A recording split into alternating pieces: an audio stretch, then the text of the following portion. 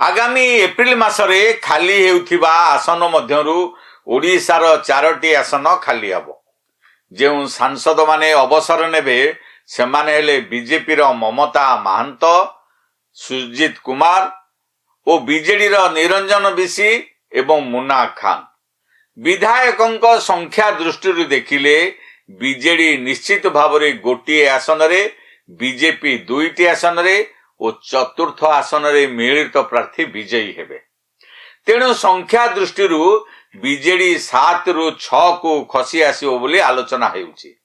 फलरे BJP रो वर्तमान रो ओडिशा राज्यसभा सांसदों संख्या जो 4 रही ता 4 हेबा सहित पुणी गोटे जोग होई पारे किंबा मिलित प्रार्थी को मध्य समर्थन करि पारे। राज्यसभा जीवा पाई बीजेपी और बीजेडी नेता मानक मध्यरे एबेठारु लॉबी आरंभ होई गलानी। आगामी दिन रे जणा पड़िबो केउ नेता राज्यसभा को जिबे। चलित वर्ष जो 71 जन राज्यसभा सांसद अवसर नेबे सेमानक मध्यरु 30 जन बीजेपी रो, 8 जन कांग्रेस रो, शेष अंश आंचलिक दल सहयोगी दलर बोली जणा पड़िछि।